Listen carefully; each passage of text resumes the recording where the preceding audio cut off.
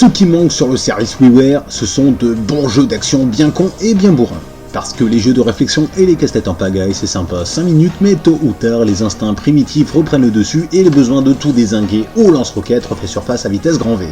Konami a pris l'intéressante initiative de remettre au goût du jour quelques-uns de ses plus grands classiques en respectant, et c'est là tout le génie de la chose, l'esprit de base qui avait fait sa renommée il y a des tas de générations de consoles de ça.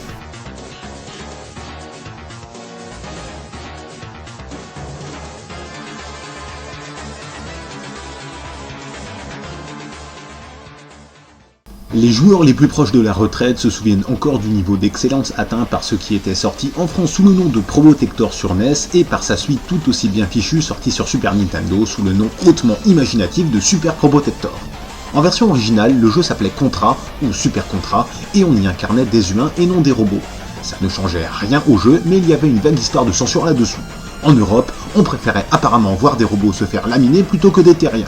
Et point de vue sauvagerie pure, ça y allait.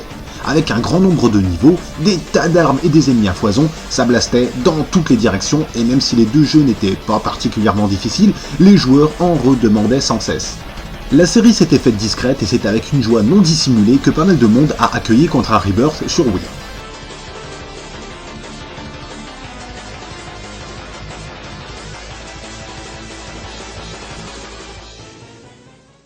Il y a bien évidemment eu toutes les mauvaises langues pour accuser Konami de ne pas se fouler le derche et de faire des portages de vieux jeux pourris sur consoles récentes. On casse tout de suite l'argumentation en insistant sur un point.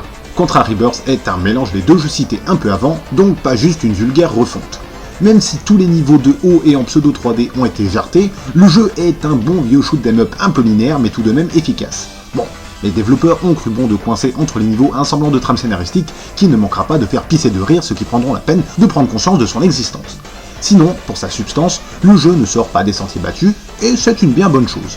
Le premier niveau est un hommage musical au premier niveau de la version NES, mais bien vite on réalise que les choses vont être très différentes grâce à des explosions qui pètent de partout, à un boss gigantesque qui vous attaque à plusieurs reprises, et à des petites subtilités, surtout au niveau des ennemis, histoire de bien marquer le pas entre les deux versions.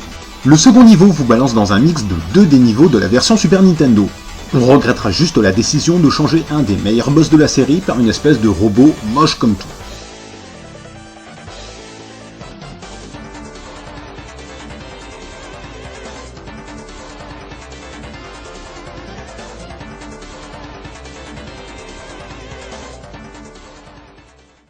Pour la suite, Contra Rebirth oscille entre le très bon, avec le dernier niveau sauvage au possible, et le moyen, voire le médiocre, comme le niveau dans le camion pas spécialement folichon, ou le passage au-dessus de la lave avec un scrolling de premier plan qui fout carrément la gerbe. Avec un peu de persévérance et des continues illimités, on arrive sans trop de difficulté à finir les 5 niveaux du jeu. À 2, c'est forcément plus simple, mais c'est aussi bien plus fun. En finissant le jeu, on peut débloquer de nouveaux personnages, mais ce n'est pas ce qui vous donnera envie de rejouer au jeu. Non. Ce qui vous incitera à vous y remettre, c'est simplement l'envie d'occuper un gros quart d'heure avec un défouloir sympathique et bien fait. Avec un peu plus d'inventivité au niveau des armes et quelques niveaux en rab, le jeu n'aurait eu aucun mal à devenir un très bon jeu. Pour ce qu'il est, il est un jeu d'action correct, mais il ne franchit pas ce stade. Et c'est bien dommage.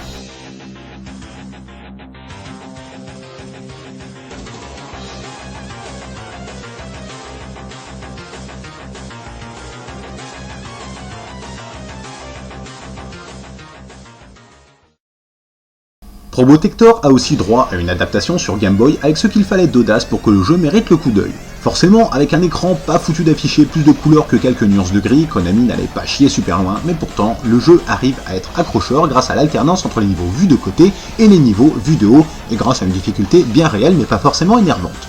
Malheureusement, comme ce type de jeu n'était pas le point fort de la portable, Probotector n'a pas laissé une empreinte impérissable dans le paysage vidéoludique de la Game Boy. C'était une belle tentative de la part de Konami, mais le public n'a pas vraiment suivi. Il faut bien reconnaître qu'on est loin de la qualité des deux autres versions et que la taille de l'écran ne permettait pas autant de fantaisie en termes d'affichage d'ennemis à l'écran. Le jeu restera donc comme un tir loupé, mais pas nécessairement dans le mauvais sens du terme.